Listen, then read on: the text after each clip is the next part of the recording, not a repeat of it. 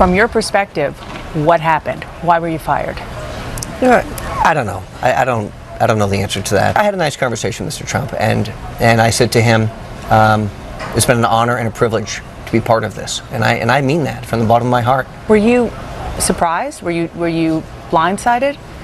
Yeah, I don't know if it's so much of that. I mean, there's been a lot of conjecture in the media lately about what's going on well and what isn't going on well in the campaign. I think a lot of that is just the media trying to hype up a campaign. All right. Well, here's the man who knows, Roger Stone, Republican political consultant. Of course, he's been the man who knows Trump inside out for decades. And also, of course, correspondent at the Daily Caller and editor of StoneZone.com. And, of course, the author of the Clintons' War on Women. Hello, Roger.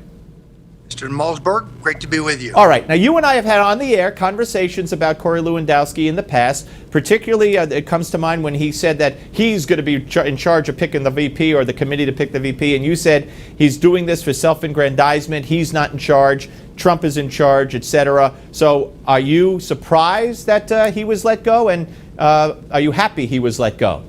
Well, look, Steve, I think a presidential campaign must have unity of command. There has to be one person in charge. It's not a democracy. It has to be a dictatorship.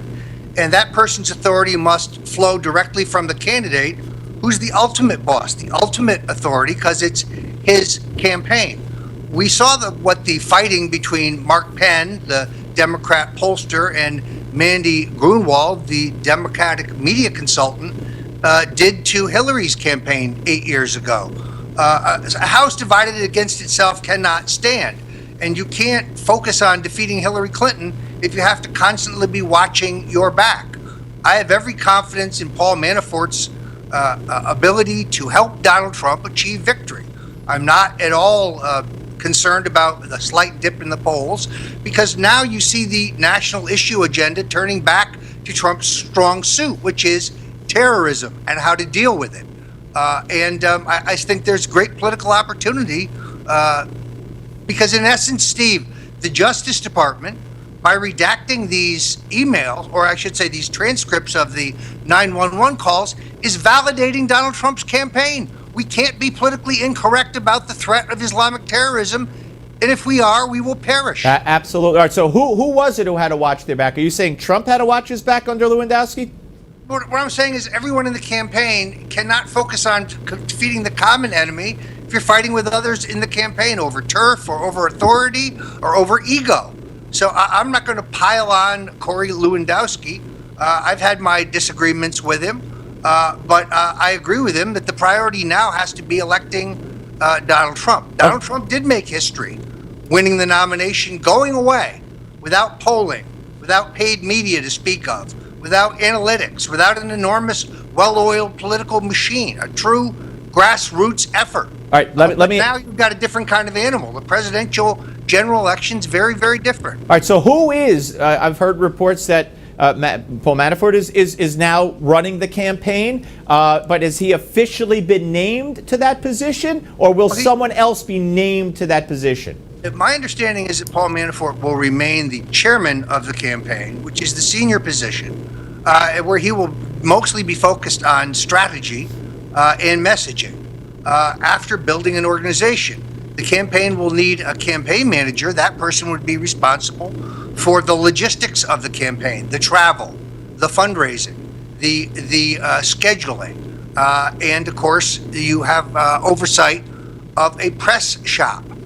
So there's no question that the Trump campaign is playing catch-up ball, and they're going to build a smaller, lighter, more lithe, and I think more agile organization because Trump's the real decision maker, and he's really the person in charge.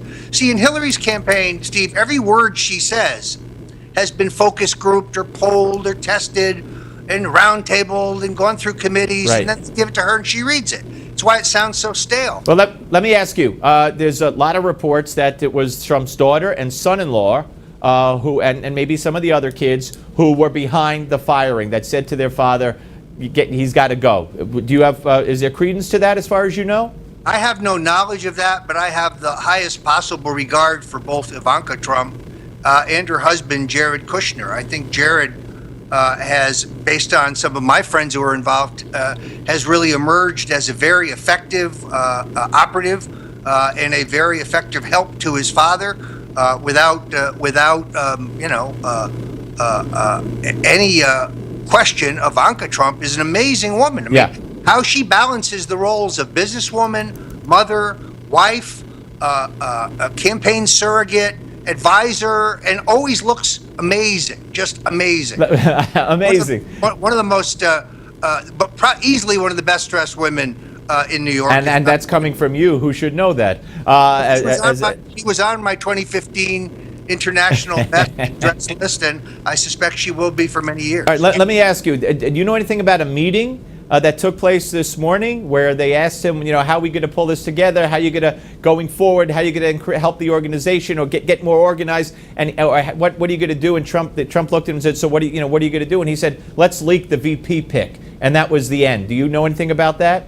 I have not heard that, and therefore I don't know whether it's accurate or not. But I think Donald Trump, the master showman, a guy who understands the news cycle better than anyone in America, will decide the best time to release his running mate. But the convention, if it is indeed going to be the coronation that I believe it is, and if the Trump people are going to crush this little rebellion of bitter ender Ted Cruz supporters, then the convention has to have some news element, some suspense. Right. So you want to keep that till the end. Let me one more. The New York Times has a story talking about Donald Trump's June stumbles. He has no ads running right now, and he's talked about money and talked about fundraising. Is there a financial problem in the campaign? Well, as you know, they had no fundraising operation for the nomination phase, unlike all the other candidates, because Trump was essentially self-funded. Right. Now you're in a different rubric, and they have to build an organization quickly that is capable. Now they have negotiated an agreement with the Republican National Committee for a use of the Victory Fund, which is the traditional way of doing this since 1980, since the laws changed. And you do have some reputable and some not so reputable super PACs out there who I think could play an important role in filling the gap between what the Hillary Clinton super PACs, which are armed with about $48 million, are about to throw at Trump. Right. So he does need to raise money. He definitely needs to raise money, as do his supporters. All right, we got a minute and a half left. Let's get one call in, Roger. I know I told you that I'd let you go, but you've got a minute left. So let's go to Mary Rose in Melrose Park, Illinois. Hello, Mary Rose. Hi, Steve. How are Roger. you? Go ahead, Hi. Mary Rose. Sorry. You know what? Like I had said before with Donald Trump, it's not going to sway any of his voters. No matter what anybody says, they're going to vote for Donald Trump. And all this thing with this Orlando thing with the Muslims, he's 100% right. People should be profiled. I couldn't agree with you more. Mary Rose, thank you. Roger, one more. We had an incident where it's been reported that at a Las Vegas rally, an 18-year-old guy there at the rally tried to grab a cop's gun, and he told the cops he wanted to kill Donald Trump. We have a video, I think, of him being escorted out of that rally. How come this isn't a huge news story? Yeah, it's really extraordinary. If there were an attempt on Bernie Sanders or Hillary Clinton, it would lead the news and it would lead the front pages. It just seems to me the mainstream media is unconcerned about violence by the left when they're consumed by violence that they perceive on the right. It's the typical double standard of the media looking, for example, at Trump University, but not looking at the massive Clinton scandal at Laureate Education. Where $750 million in student loans get heaped on students while Bill takes out. And if this happened at a Hillary rally, it'd be page one, right? No question about it. All right, gotta go. Thank you, Roger. Alan Simpson's next. Don't go away.